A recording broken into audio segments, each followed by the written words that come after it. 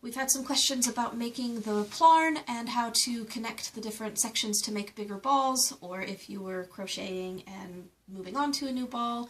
So after we got together today at the Impact House, I thought I would make a video real quick to show you guys the way that I do it, in case that would be helpful. So first I want to show you how we're cutting them so that you can do that at home if you'd like to. So any standard grocery bag or other bag that's about that weight, even if it has a little bit of holes, that's fine, because you'll be cutting them out. If it's really mangled, just skip it. So first, lay them flat, and then fold it in half, and then half again. And if you squish the air out, it's a little bit easier. Then you're going to want to slice off the top. Some people are able to use the handles if you want to experiment with that.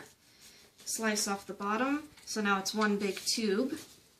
And then you want to go about an inch, inch and a half, and just cut it. Again, I don't even worry about holes at this point, unless it's a really big one that's obvious that I can just cut off.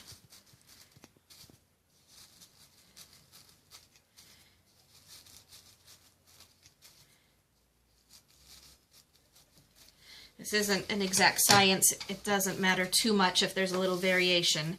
So now I would take it, and as I'm going to make my loops, I would open it. I would make sure that there's no weak spots, no holes, no slits. That way it's structurally sound. I have some that I've already checked here. So to get started, you're going to lay out your loop, lay your second loop so that there's some overlap.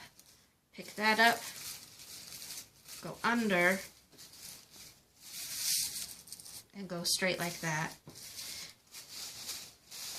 The first one is the easiest. After that, again, you're going to lay them like this, pick that up, take this end and go through. You're just going to want to hold your previous connection and make sure that as you pull straight that these are even and lay flat. So lay them together, pull it up, under, lay flat.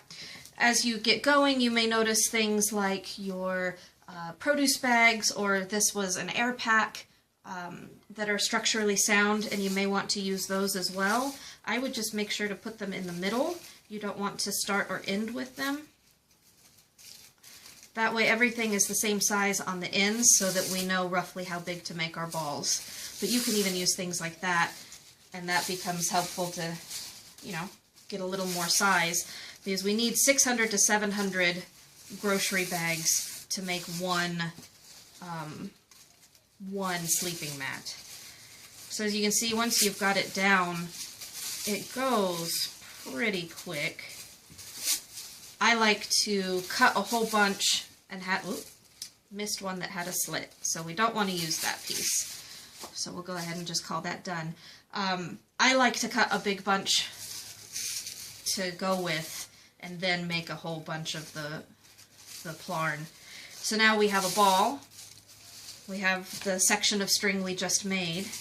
Now you're going to do just exactly the same thing. The only difference is you're going to be passing the ball through under that piece. And you're going to make sure that you're holding the knot there, holding the knot there, and that way when you pull it together, both sides stay flat.